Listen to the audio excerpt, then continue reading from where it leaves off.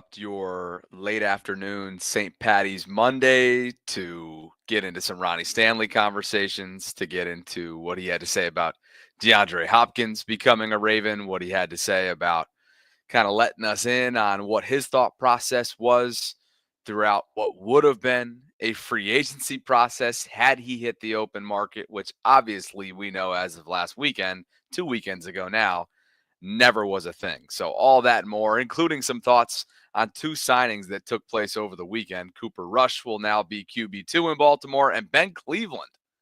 Ben Cleveland is back. Yes, all that and more is what I have coming up. Appreciate you guys for being with me. Hope you and yours are having a lucky, lucky day, much like Rory McIlroy did earlier today at the Players Championship up in Jacksonville. And I can say up in Jacksonville because I'm still in Orlando, but I will be coming back to Baltimore this coming weekend. This episode is brought to you by my friends at Primary Residential Mortgage. More on them in just a bit, but let's begin here with Ronnie. Number 79 is back in Baltimore for the next 3 years, and he was asked, as Sarah transcribed here, why he didn't reach free agency and let teams get into a bidding war over him, because clearly, I think we all know now, he would have absolutely commanded a lot more money than what he ended up settling for, or maybe it wasn't a settle. Maybe, as he says, this is where he wanted to be. Quote, I think it goes back to the fact that they drafted me straight out of college. They took a chance on me, so I'm always going to give them first dibs on things like that out of respect. More from Ronnie a short while ago at his press conference. Think, well, first of all, I think, my decision to come back, I think the players for sure had I think the biggest role to do in that, the locker room and the type of players that we have, including Lamar. And I was talking to Lamar a lot, but not about contracts. But me and Lamar, we talk all the time. But he never really brings that stuff up. I never really brought that stuff up to him. When he was going through his deal, I think we just talk more like brothers.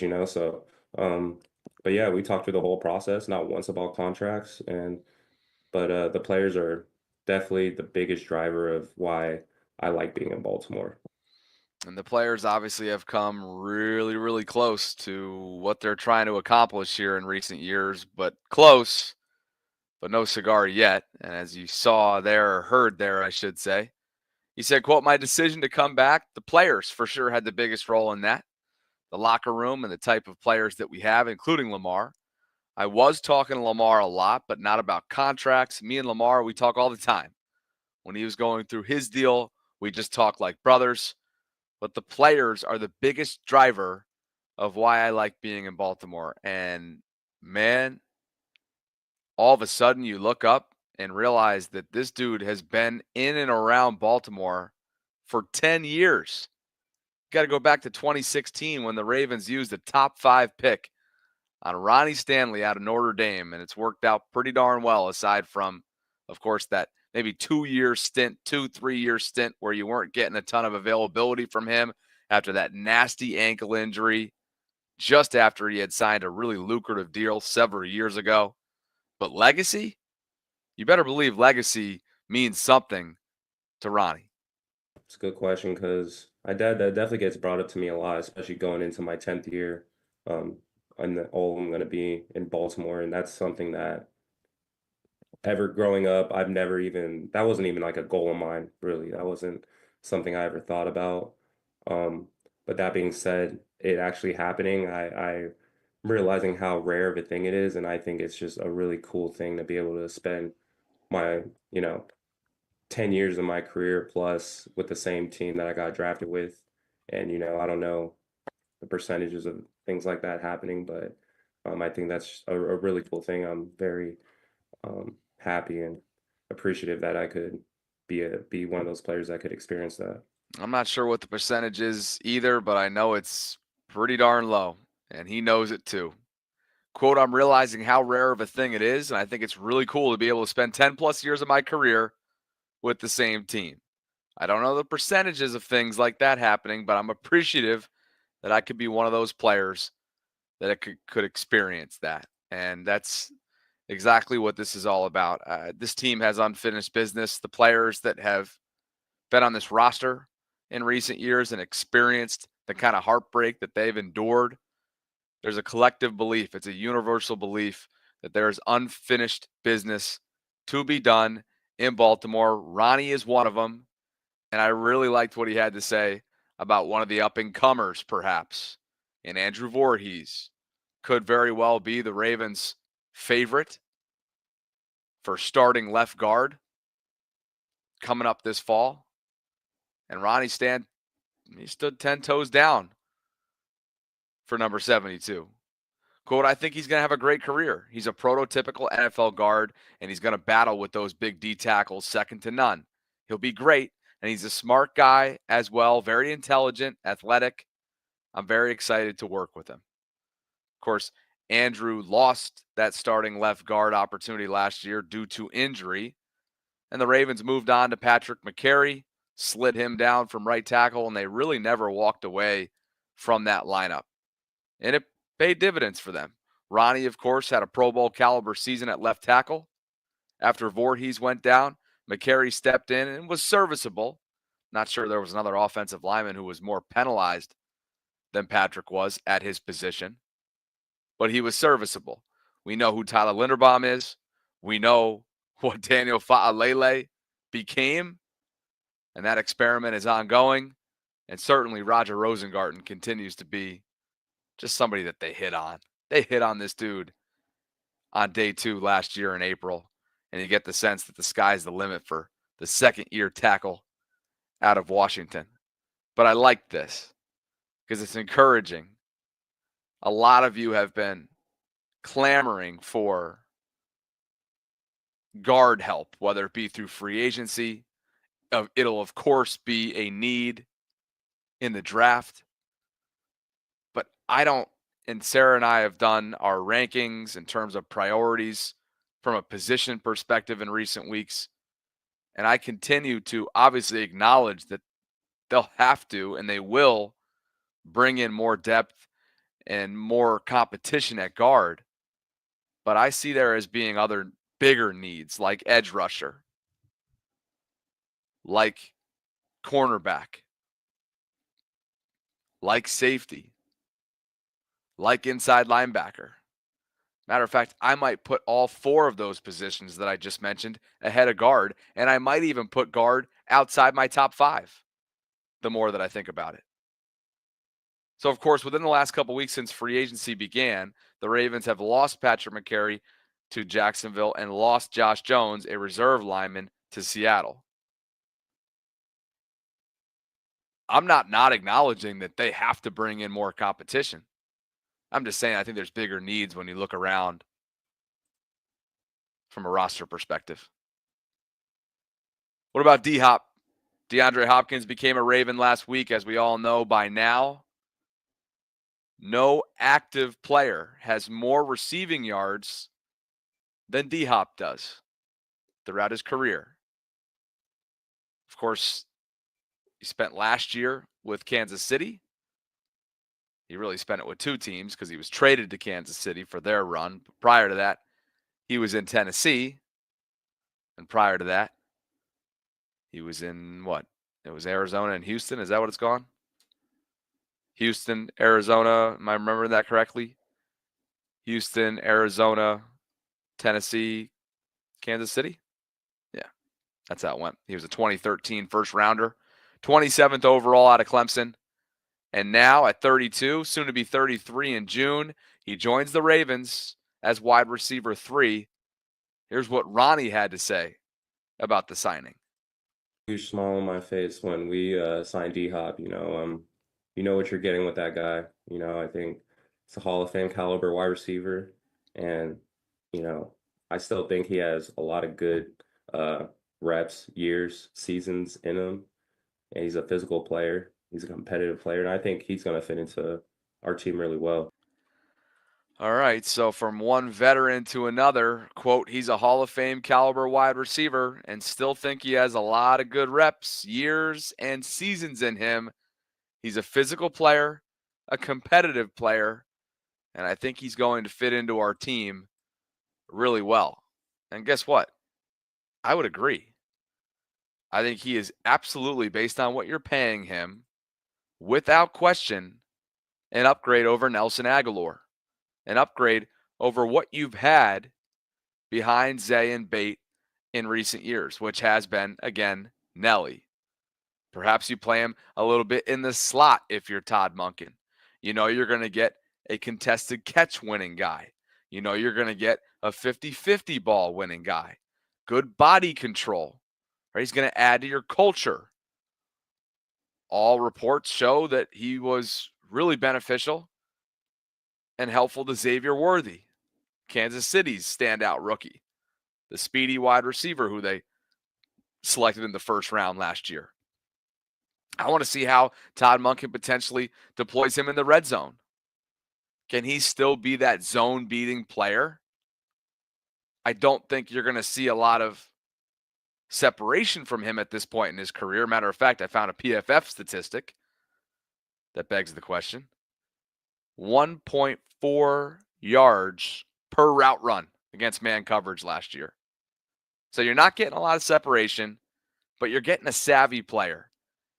And when you think about what they're paying him, which is only $5 million with the opportunity to get to $6 million based on incentives, I think this is, when you look back at the Des Bryants, the Deshaun Jacksons, the Deontay Johnsons, the Nelson Aguilars, the Willie Sneeds, the Odell Beckhams, I think this has a legitimate shot at being looked at with the likes of the Anquan Boldens, the Steve Smith Seniors. Right? I don't think that this is going to vastly change Baltimore's offense. A lot of you in the chat I've been seeing in my comment section recently, we want 11 personnel. Come on. We want these 3 wide receiver sets. I don't think you're getting a lot of that. Matter of fact, I looked this up as well. The Ravens were last in the NFL in such sets at 27% a year ago. And I don't know why that would change. This is going to continue to be a run-heavy team, a tight end-centric team. But this is undoubtedly Lamar's best wide receiver core that he's had at his disposal since getting to Baltimore in the National Football League. And I don't think that's hyperbole. I think DeAndre is going to bring a certain level of savvy and a tutelage for a young and inexperienced wide receiver room that also just gained Tylan Wallace last week as well. So I think Zay, Bate, D-Hop, Tylan, Devontae are your locks for the 5 wide receivers, and then expect them to bring in a day 3 draft pick. Gosh, day 2 maybe? I don't know how lofty they're going to go there, how aggressive they're going to go at the position. But you can expect another player to come in, and I know they have the Dayton Wades of the world as well on the practice squad who are going to want their hand at their shot at competing as well for that 6th and final spot, or perhaps do they keep a 7th? We'll see. Time will tell. I appreciate you guys for being with me on this St. Paddy's Day. Hopefully you guys didn't celebrate too much already as it was this weekend. Maybe you're getting ready to get after it right now. I know my uncles and cousins are trying to get me to get into downtown Orlando right now to keep this party going. But we got content to do. And I have a read to get to as well, which comes from Primary Residential Mortgage. My friends, they're looking for ways to make your home buying process even more affordable and convenient. And they're excited to share an exclusive offer that can help you achieve your dream of owning a home. PRMI is giving away $100 gift certificates toward closing costs for qualified applicants. So what this means is this: you can save on one of the essential steps in the home buying process, making it easier to achieve your home ownership goals. In order to redeem your certificate right now, today, as you're watching this, you can scan the QR code or just click on the link that's included in the show notes. It's also a pinned comment right now in the live chat. The certificate itself is valid for 90 days from the date of receipt. The offer itself ends May 1st of 2025, coming up. So don't miss out on this opportunity. Take advantage of this limited time offer. to save on your home buying journey. PRMI is an equal housing lender, NMLS 3094. Would love for you to support my brand sponsors. When you support them, you're supporting me, you're supporting the show, and hopefully in this case, it's a great example of supporting yourself as well. Cashing in on some incentives and getting that home buying process started. That is my opening thoughts on Ronnie Stanley. QB2, Lamar's backup was finalized over the weekend, and there were some names floating around within the fan base, whether it be Trey Lance, whether it be Carson Wentz, Jameis Winston, Gardner Minshew before he was signed by Kansas City, right? So on and so forth.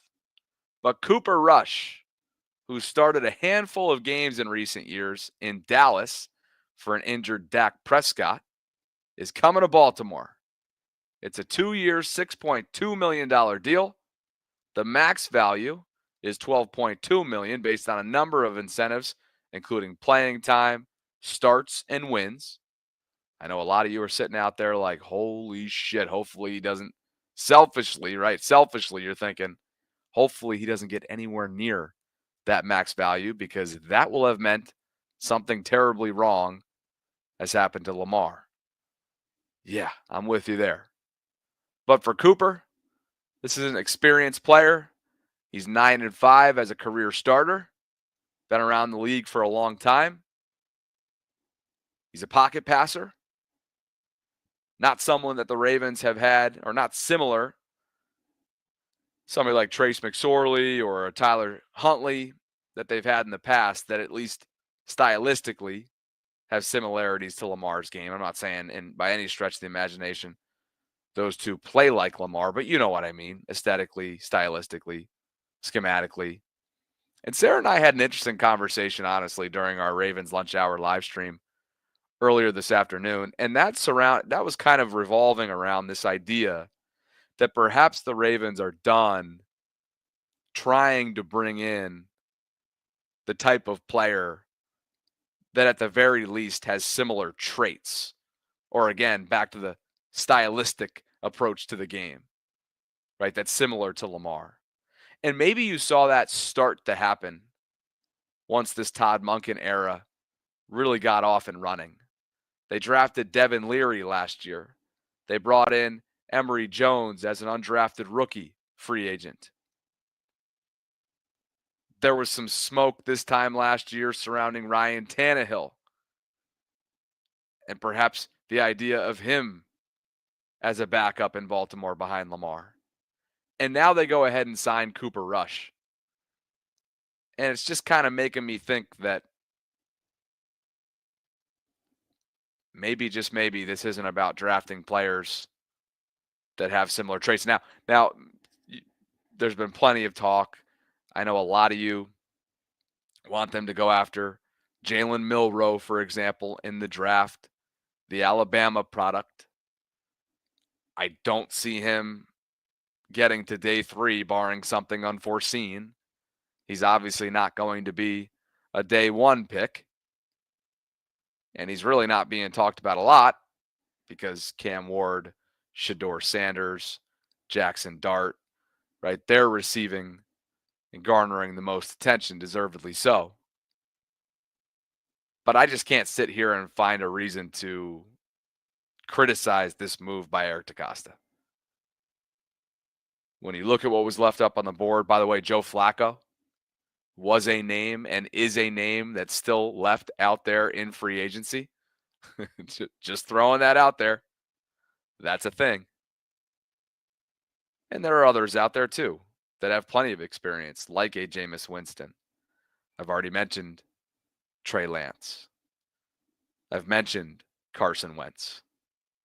But some of the players on that list, Jameis probably being at the top, still think and maybe have reason to think that they got a good shot at being a starter again in this league, but it might be at this point due to injury, and they might be playing the waiting game, and they might be willing to play the waiting game. So again, every move is going to be picked apart. We know how it goes in this league, but I can't sit here and point the finger at Eric DeCosta, put my hands up in the air for signing Cooper Rush. I think this is smart. I think he's got a savvy to him. Again, he's 9-5 as a career starter. Got a lot of opportunities last year with the Cowboys with Dak Prescott going down. And now he brings his backup expertise to the Ravens and will lead the scout team, of course. It's one of the backups. That'll be a big deal in how they prepare week in and week out come season time. Now, this one, speaking of criticism or lack thereof for Cooper Rush's signing, this one, on the other hand, gave me some pause. Matter of fact, you can color me straight up confused. You can color me shocked. Just weeks removed from a DUI, a week or so removed from making TMZ news that he'd filed for a divorce, and months removed from seemingly being in John Harbaugh's proverbial doghouse week in and week out. Just years removed from making headlines after showing up out of shape to summer camp and failing the conditioning test, the Ravens have decided to re-sign Ben Cleveland. What? Look, there aren't many times where I'm left scratching my head when it comes to the Ravens and how they do business. This is an exception. This is shocking. And as we discussed earlier today, sure, depth-wise, this is why you're doing it. But quite frankly, I just thought that they would have chased after depth via the draft and via the latter half of free agency. Rather than re-signing a player that perhaps has struggled with staying motivated, clearly has some struggles going on right now off the field. But he's coming back to Baltimore. And he'll add some competition, of course, to perhaps left and the right guard battle this summer. I would think left guard will be a more feasible battle between he and Vorhees, or a more realistic battle between he and Vorhees than there would be at right guard, because I think the Ravens love Daniel Fa'alele.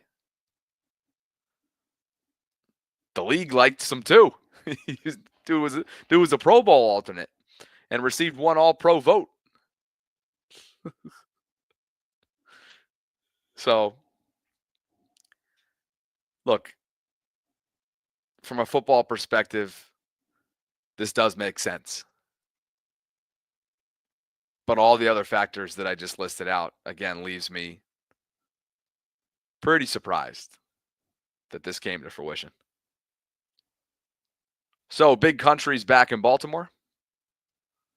And we'll see if he can put himself in a position mentally, physically, so on and so forth, to legitimately compete for a starting role. Wouldn't that be a wild turnaround this summer if Ben Cleveland can pull off a starting spot somewhere up and down this offensive line?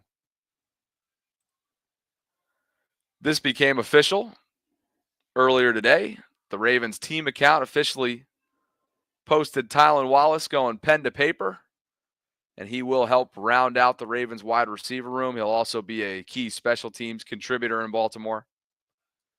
And all of a sudden, that's a wide receiver room that looks like, again, Zay, Bate, D-Hop, Tylan, Tez. And who's going to steal that sixth spot should they choose to keep him? How about a contagious smile there from Tylan as well? Congratulations. One of the more likable Ravens for sure. Some memorable plays for sure. And now Tylan gets a chance to continue to compete, continue to answer the bell when his number is called. But I'm not sure there's more of a position aside from like the tight end and fullback room, a position group that is, that you feel more confident about in terms of what to expect for 2025 than you currently have at wide receiver? Like I don't see the wide receiver room changing at all. I just listed off those, 5 names. We'll see if there ends up becoming a 6th via the draft. We'll see. Manny chiming in about his dark horse right now.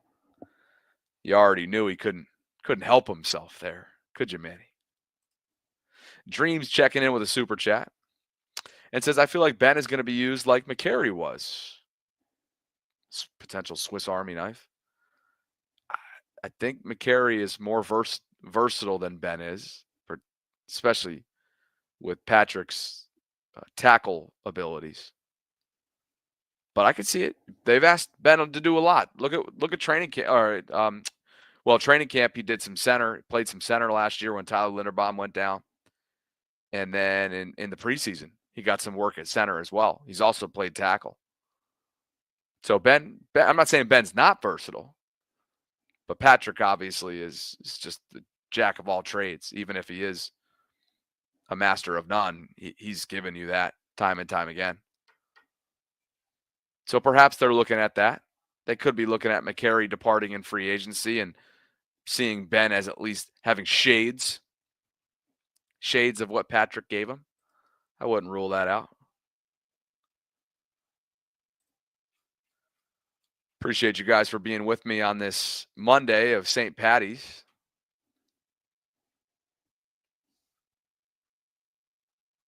A little over a month out from the draft.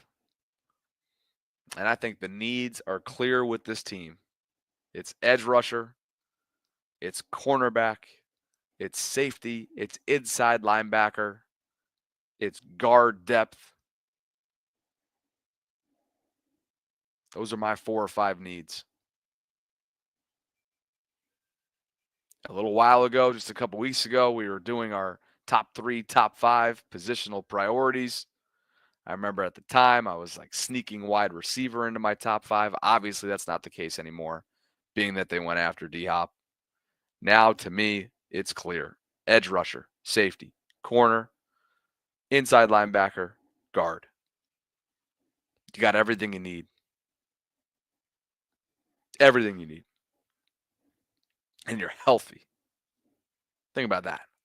This team is healthy. Obviously, Zay was left banged up. Both Rashad and Zay were left banged up there at the end of the postseason. We'll watch and monitor anything that is a trickle-down effect from those injuries. You would have thought you'd hear something by now if there were off-season procedures. It's a healthy team, man. That's what's got to be exciting. I tell you what, too. It's been a lot that's taken place throughout the draft. I should say throughout the last few days, especially over the course of the weekend across the NFL, including Cincinnati and some of its big spending they did at wide receiver. But this is something that's notable as well. Mark Andrews and that $4 million roster bonus did indeed trigger on the 5th day of the new league year. That was technically between 4 p.m. Saturday and 4 p.m. today, which 20 minutes passed. So the Ravens did pick it up. That was not surprising. They were never going to release their franchise tight end. But could they still trade him? That answer is yes. They could very well still trade him. And perhaps if something's thrown their way around the draft, which is typically a big sticking point, that would be the timeline of it. But honestly, I continue to believe that 89 is a part of their plans for 2025. Beyond that, I'll throw my hands up. I don't know. The whole tight end room, including the fullback, Patrick Ricard, as we all know, are under contract for 25, but none of them beyond that. But this is an important business note that you should be aware of. That $4 million roster bonus did indeed trigger over the weekend. and Mark Andrews receiving a nice chunk of change. But we'll see if Eric DeCosta's phone starts ringing as the draft gets closer, including draft weekend. Oh, what else do we have going on here? Cooper Kupp and the Seahawks reached agreement on a 3-year, $45 million deal over the weekend, so he's going to Seattle. That's nice money right there. And Sarah put together a slide comparing, at the NFL analyst from Ravens Twitter compared Kupp to Hopkins over the last 3 seasons, that is, by the way. Kupp's got over 2,200 yards to DeAndre's 2,300 plus. Kupp's got 17 touchdowns to D-Hop's 15 and 7.7 yards per target over 7.6 for Cooper. But here's the thing. Cooper's played less games. So obviously his numbers will look underwhelming given the games. Cooper got 3 years, 45 from Seattle. They need him more than the Ravens need DeAndre Hopkins. I know that. D-Hop 1 year for 5. Same age, by the way. They'll both play this upcoming season at 33. But to me, this is simple.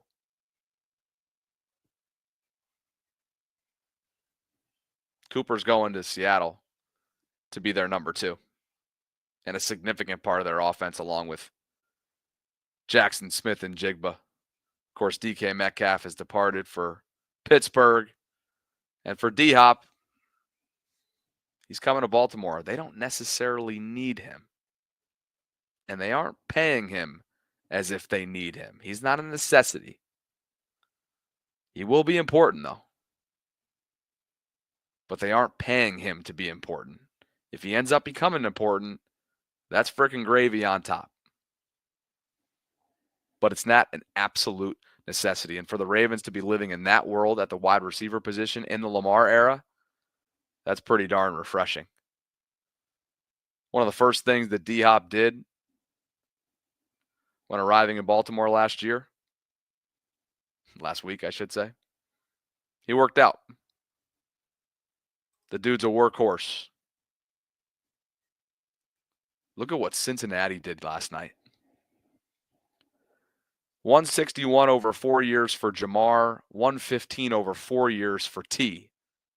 Jamar is now the highest non-paid quarterback league-wide, and T, along with Jamar, are now 2 of the highest paid wide receivers, and they are both in the top 10 in terms of average annual value, with the likes of Justin Jefferson, CeeDee Lamb, DK, A.J. Brown, Amon-Ra St. Brown, Ayuk, Tyreek, Jalen Waddle.